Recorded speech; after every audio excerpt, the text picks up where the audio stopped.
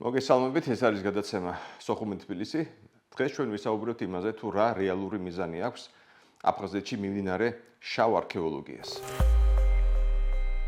დღეს ჩვენი სტუმარი გახლავთ საქართველოს ეროვნული მუზეუმის უფროსი მეცნიერი თანამშრომელი, ასევე ვინჩესტერის უნივერსიტეტის პროფესორი ბატონი დავით ლომიდაშვილი. მოგესალმებით.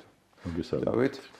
სამ დავიწყოთ ჩვენს გადაცემას, ყველა შეახსენებთ, რომ გადაცემა სოხუმი თბილისი წარმოადგენს აფხაზეთის საინფორმაციო ანალიტიკური ცენტრის პროექტს და ჩვენი ყურება შეიძლება ყველა ონლაინ პლატფორმაზე, როგორც არის Facebook-ი, YouTube-ი, TikTok-ი და მოდით ჯერ ნახოთ News Digest-ი აფხაზეთში ბოლო პერიოდში შექმნილ მდგომარეობას და მერე დავიწყოთ ჩვენი გადაცემა თუნ დავითთან.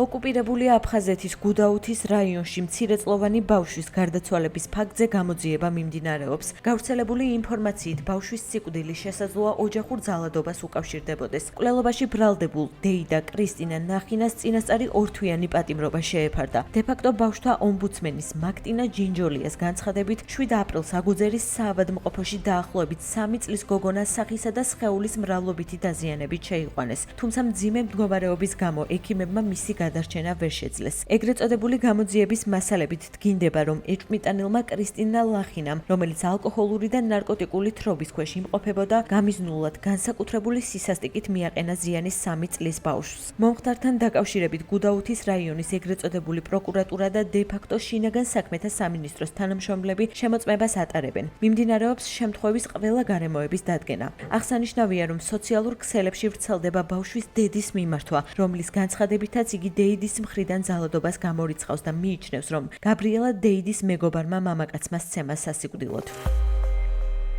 ოკუპირებული აფხაზეთის ეგრეთ წოდებული სახელმწიფო უსაფრთხოების სამსახურის თანამშრომლებმა სოჭის მაცხოვრებლები დააკავეს, რომლებიც სოხუმის შესასვლელთან საქართველოს დროშით ფოტოებს იღებდნენ. დე-ფაქტო სამსახურის ცნობით 43 წლის ნინა ბრონიკი და მისი ვაჟი 18 წლის თემურ უგუროვი ნათესავებთან იყვნენ სტუმრად. თვითმხილველებმა ეგრეთ წოდებულ სამართალდამცავ ორგანოებს შეატყობინეს, რომ ისინი ოკუპირებული სოხუმის შესასვლელთან საქართველოს დროშით პოზიორობდნენ. ბრონიკს და უგუროვას გაფრთხილება მიეცათ და მათ ოკუპირებული აფხაზეთი დატოვეს. რუსული მედიის ინფორმაციით ინალ არძიმბა რუსეთის პრეზიდენტის ადმინისტრაციაში დეპარტამენტის ხელმძღვანელად დაინიშნა. აღნიშნული დეპარტამენტი შედის სტრუქტურაში, რომელიც მუშაობს სტრატეგიულ პარტნიორობებსა და საერთაშორისო მიმართულებებზე. მანამდე ის ოკუპირებული აფხაზეთის ეგრეთ წოდებული საგარეო საქმეთა მინისტრი იყო. მოსკოვის საპატრიარქოს საგარეო საეკლესიო ურთიერთობათა განყოფილების თავმჯდომარის მოადგილემ პროტოიერეი იგორ იაკიმჩუკმა მართლმადიდებელ ქვეყნებს შორის ურთიერთობებზე საუბრისას აფხაზეთის საკითხებზეც ისაუბრა. მისი თქმით, ოკუპირებული აფხაზეთი ეგრეთ წოდებული დამოუკიდებელი ქვეყანაა და უნდა ჰქონდეთ დამოუკიდებელი ეკლესია, რადგან ოდესღაც არსებობდა აფხაზეთის საკათოლიკოსო. ჩნდება კითხვები, რა იგულისხმება აფხაზურში. აფხაზები, რომლებსაც ადრე ჰქონდათ საკათოლიკოსო, ეს ის აფხაზები არ არიან, რომლებიც აფხაზეთში ცხოვრობენ, არამედ ისინი უმეტესად არიან ადიღეელები, რომლებიც გადმოსახლდნენ, ხოლო ძირძველი მოსახლეობა წავიდა სამხრეთისკენ. იაკიმჩუკის განცხადებით მე-4 საუკუნეში აფხაზები ტაძრებს აშენებდნენ, მაგრამ დღევანდელ აფხაზებს ქრისტიანობასთან არაფერი აკავშირებთ. მართალია მაშინ ქართველებიც არ ერქვათ, მაგრამ ფაქტია რეალურად ჩვენ ყავს ერთი და იგივე სახელის მატარებელი, ორი სხვადასხვა ხალხი. სასულიერო პირის განცხადებას მალევე უპასუხა ოკუპირებული აფხაზეთის ეგრეთ წოდებულმა საგარეო საქმეთა სამინისტრომ. ბარციცის უწყება განცხადებას მკაცრად აკრიტიკებს და აცხადებს, რომ მისი შეფასებები შეურაცხმყოფელი და რეალობას აცდენილია. ეგრეთ წოდებული უწყების განცხადებით მიუხედავად იმისა, რომ ეკლესიის საკითხებში ჩაურევლობის პრინციპს იცავენ, იაკიმჩუკის გამოსვლა წმინდა რელიგიურ ფარგლებს გასცდა და პოლიტიკურ დიპლომატიურ კონტექსტში გადავიდა. აფხაზეთის დე-ფაქტო საგარეო საქმეთა სამინისტრო იაკიმჩუკის შეფასებებს პროვოკაციულს უწოდებს და აცხადებს, რომ მსგავსი რიტორიკა აძლიერებს აფხაზების აგრესორულ იმიჯს, რაც მათი მტკიცებით ქართული მხარის ნარატივს ემთხვევა. მოგვიანებით სასულიერო პირის ვიდეო მასალა პირველწყაროებიდან წაიშალა. ოკუპირებული აფხაზეთის დიოსკურიის სანაპიროზე მიმდინარე რეკონსტრუქციის პროცესში არქეოლოგიური გათხრები დაიწყო. გავრცელდა ინფორმაცია, რომ აღმოჩენილია რომაული პერიოდის ნაშთები. აღმოჩენების მნიშვნელობიდან გამომდინარე სამშენებლო სამუშაოები დროებით შეჩერდა და ეგრეთ წოდებული პროექტი დაახლოებით 3 თვით გადაიდო. ოკუპირებულ აფხაზეთში ჩავიდა რუსეთის მაღალი რანგის წარმომადგენელი სერგეი კირიენკო, რომელმაც ადგილზე დაათვალიერა როგორც რეკონსტრუქცია, ასევე გათხრები. მისი განცხადებით აღმოჩენილი ისტორიული მემკვიდრეობის დაცვა პრიორიტეტულია. დაგეგმილია, რომ აღმოჩენების მომავალ ინფრასტრუქტურულ პროექტში ინტეგრირება მოხდეს. ბატონო დავით, მოგეთ, სასაუბრო თემა არის აქტუალური, თუმცა ნაკლებად ცნობილი საზოგადოებისთვის. ეს არის აფხაზეთის ტერიტორიაზე მიმდინარე შავი არქეოლოგია, რომელიც ხადი არ კონტროლდება არანაირად და რამდენადაც მე ვიცი, ახლა მე არ გახლავთ თქონდა პროფესიონალი ამ საკითხში, არ მიმდინარეობს ხადია შესაბამისი სტანდარტების დაცვით. პირველ რიგში ხა თავარი შეკითხვაა, რომ დაისვას, რატომ მიდის ესე აქტიურად ეს არქეოლოგიური სამუშაოები, თუ სამუშაოები შეიძლება დავარქვათ მას, იმიტომ რომ არ იცავენ როგორც წესი სტანდარტებს, გათხრებს უფრო გავსვდი ესე ვთქვათ, ხო, ან ბანდიტურ. აი რა არის, რას ეძებენ ესე, რატო არის ესეთი რაღაც გააქტიურება ამ ბოლო პერიოდში ეს პროცესი? მოგესალმებით, მივესალმები თქვენს ტელემაყურებელს. ასეთ ურთულეს გეოპოლიტიკურ სივრცეში მდებარე ქვეყანა, რომელშიც საქართველო მდებარეობს, ეს კითხვა ძალიან ბევრი წლების უკანიდან მოყოლებული, უკიდურესად აქტუალურია და განსაკუთრებით ამ ბოლო პერიოდებში კიდევ უფრო მეტი სიმძაფრე შეიძინა. თუ ვინმე არქეოლოგიას უყურებს როგორც, რა ვიცი, ერთი შეხედვით თუნდაც ძალიან რომანტიკულ სამეცნიერო მიმართულებას, როდესაც საღამოს შეგიძლია შენ კოლეგებთან ერთად დაჭდე და იმსჯელო კონკრეტულ საკითხებზე, ეს ასე ნამდვილად არ არის. ისეთი გეოპოლიტიკური სივრცე და ისეთი მულტიეთნიკური ქვეყანა, როგორიც საქართველოა, ამ სიამოვნებას ნამდვილად მოკლებული გახლავთ და ალბათ უპრიანი იქნება ვიკითხოთ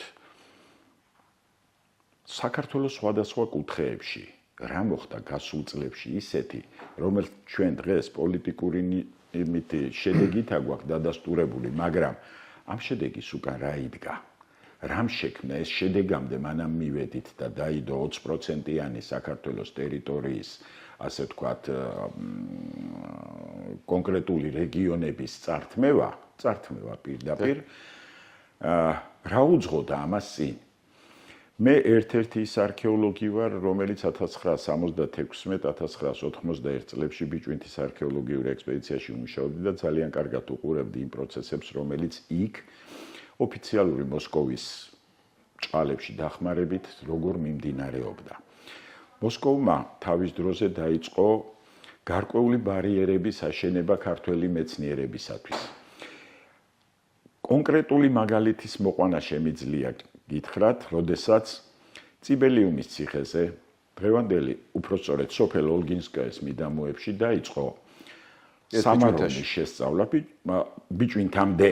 ეს არის კოდორის ხეობის ჩამკეტი, სადაც ქართველი მეცნიერების დაშვება ოფიციალური მოსკოვიდან, ეს არის სუსლოვების პერიოდი და ისეთი იდეოლოგების, რომლებიც ამას ყველაზე უფრო აგრესიული თავისაც ჩაბარდა და მეტიც, როგორც ხმები ლაპარაკობდნენ თავის დროზე, იქ რაღაცა სისხლისმიერი ნათესაობაც კი დამყარდა აფხაზებსა და რუსებს შორის, რამაც განსაზღვრა დიდწილად ქართველ მეცნიერთა დაუშვებლობა და პირდაპირ დაიწყო, გვარებით შეგვიძლია დავასახელოთ ამ შემთხვევაში, ამისი ეს უკვე პუბლიცირების დონეზე არის დადასტურებული, ეს იყო იური ვორონოვი, ლიდერი, ცნობილი, ასე ვთქვათ, სპეცსამსახურის წარმომადგენელი, რომელიც შემდგომში უკვე, როდესაც გაფორმდა აფხაზეთის დაკარგვა, გაურკვეველ ვითარებაში კვდება, თუმცა საუბარია იმაზე, რომ მას აღენიშნებოდა ცეცხლსასროლი იარაღით, ანუ მკვლელობა მოხდა ამ ადამიანის, როგორც იტყვიან, მავრს შეასრულებინეს თავისი საქმე და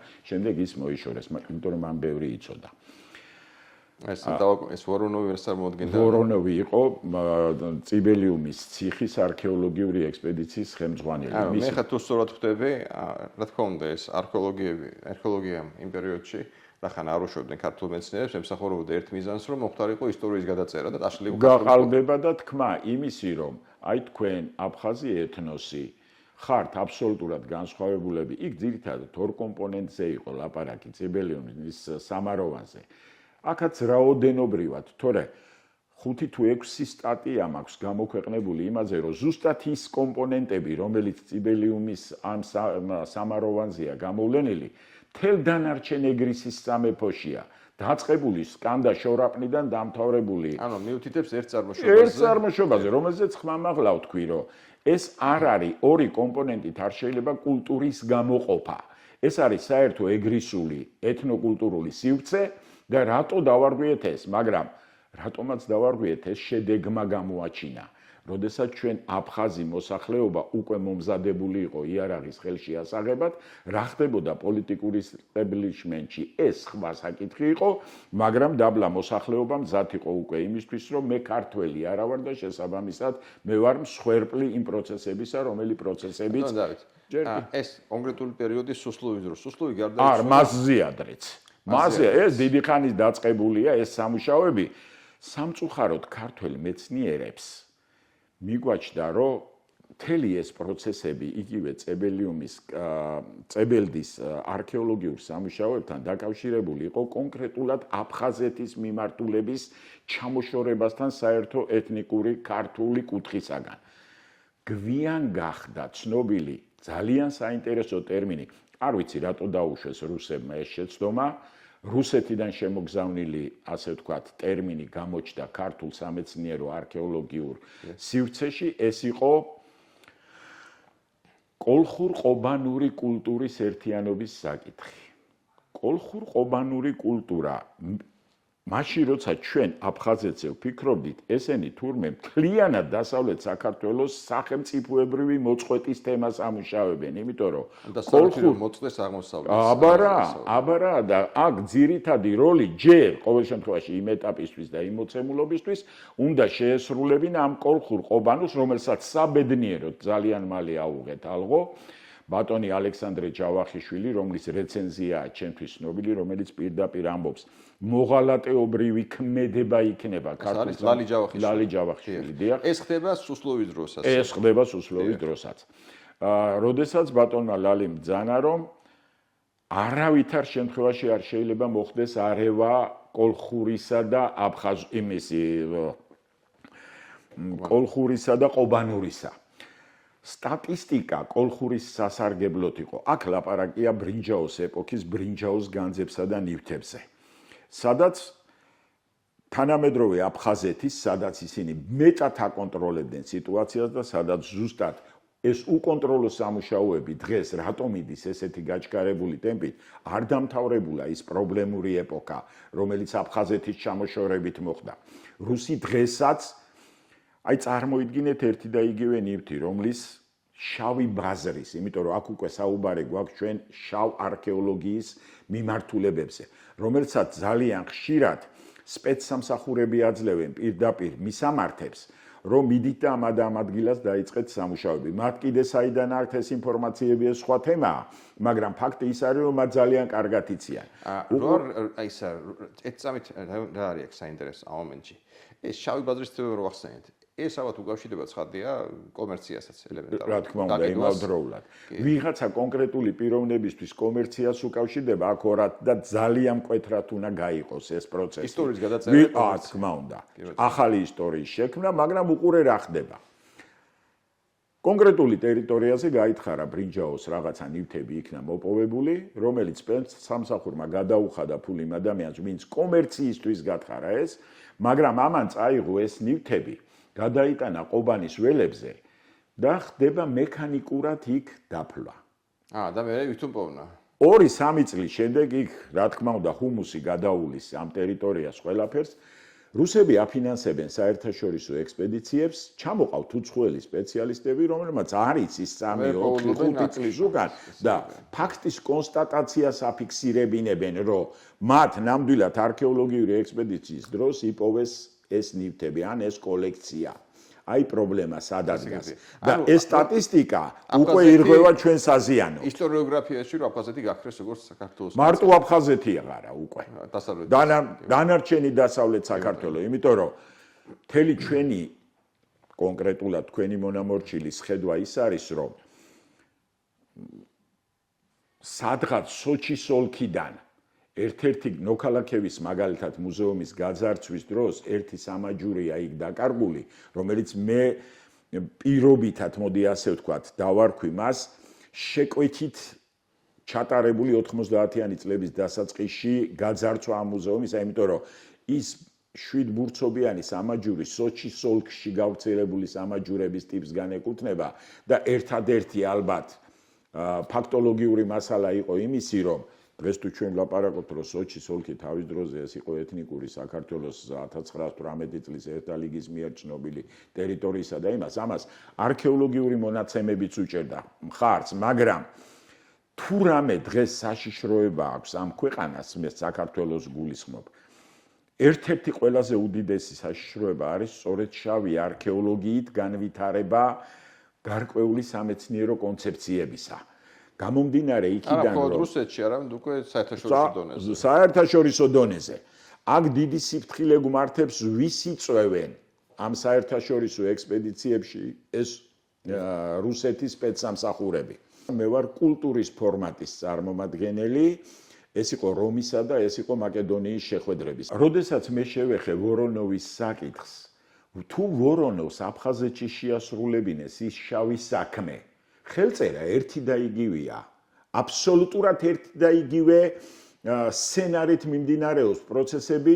აქ ბაგრატ ტეხოვი, ინსტიტუტის დირექტორი, რომელიც განსხვავებით ვორონოვისაგან თავისი საკუთარი ბიოლოგიური სიკვდილით გარდა იმას აქნა, რა ქვია, წავიდა აქედან, მაგრამ მან დატოვა ის ჭყალებში სამეცნიერო ლიტერატურა, რომელზეც დაყრდნობითაც და ამას დამატებული, რა თქმა უნდა, რუსეთის მოწადინება და რუსეთის ძალიან აგრესიული და აქტიური ჩარევა იმისათვის, რომ საზოგადოება მომზადებული ყოფილიყო იარაღის ხელში ასაღებად.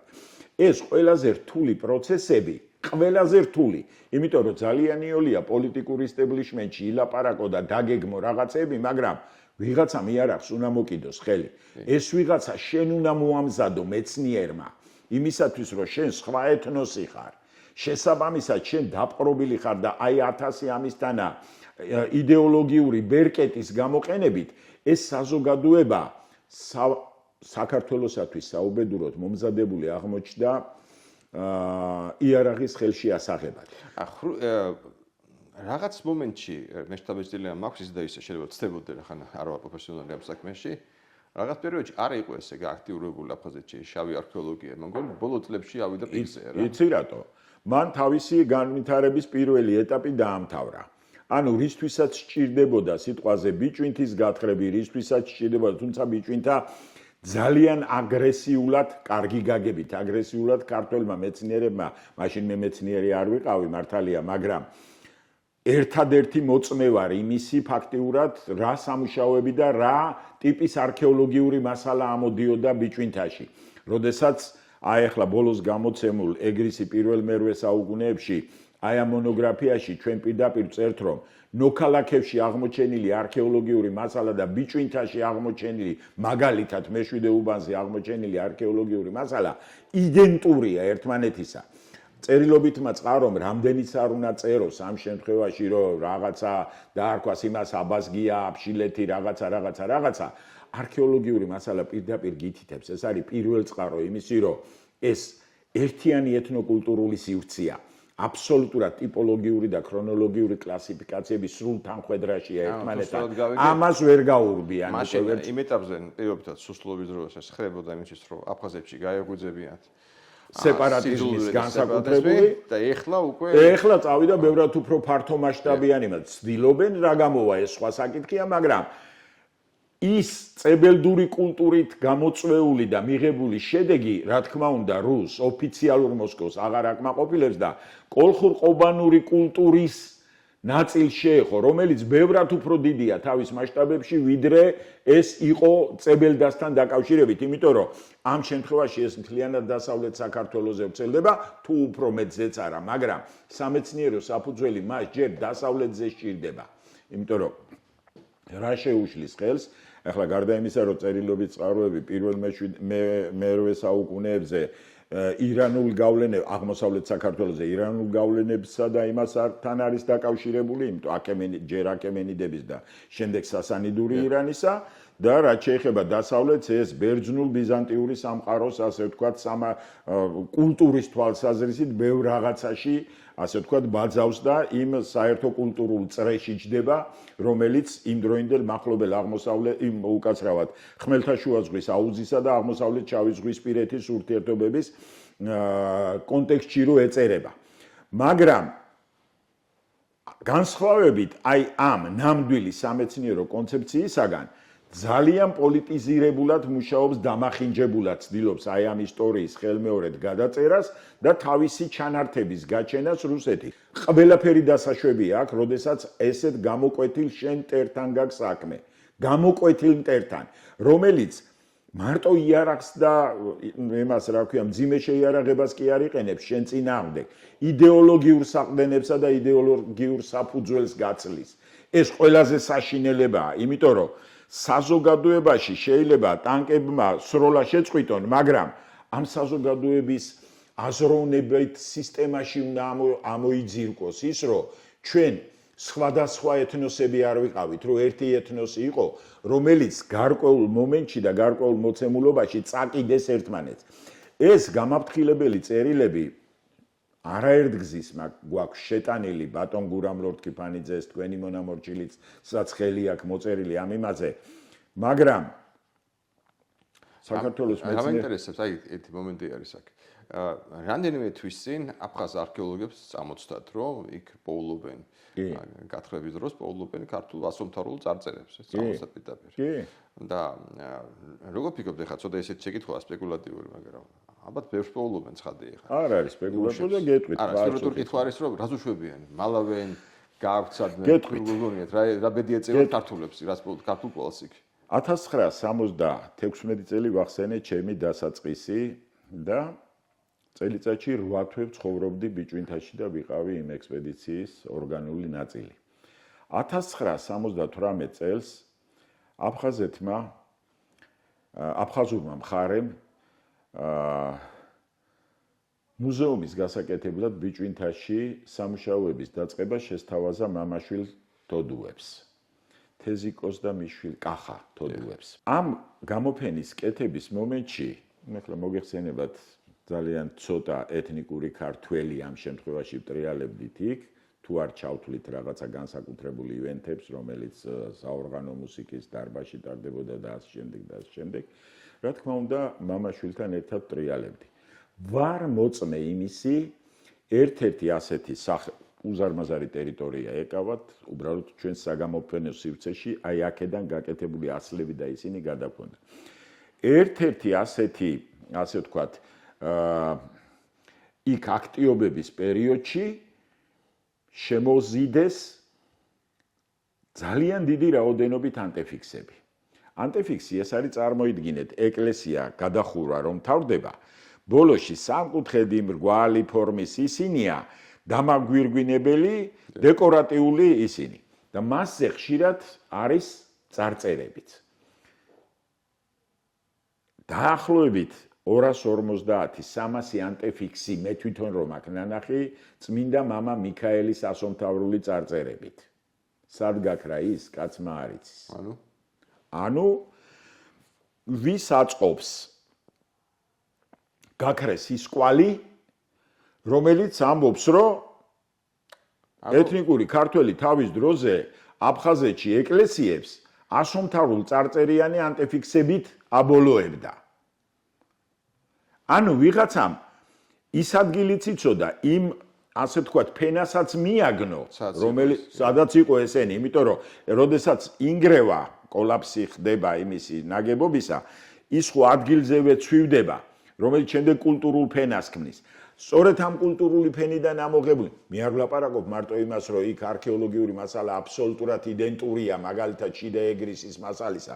მე იმასაც ვამბობ, რომ ეს ასომთავრულ წარწერიანი ანტეფიქსების საკუთარი თვალით მაქვს და დაახლოებით 200-300 ერთეული, შეიძლება მეტიც, ზუსტად იმას რაოდენობას, იმიტომ რომ არ დამითვლია და შესაბამისად არ ვიცი, მაგრამ მომსწრე ვარ იმისი, რომ იქ ერთ კუთხეში ეს ყველაფერი დაბინავდა. მე რა ბედი ეწია უკვე ძალიან ძნელია თქმა, მაგრამ როდესაც უკვე ლიხნის ხელშეკრულება შედგა, როდესაც უკვე დაიწყო ჭყალებში ჯვაროსნული ლაშქრობა ყოველივე ქართულის მისამართით, რა თქმა უნდა, პირველი რა უნდა მოусპო ბატონო თორნიკე?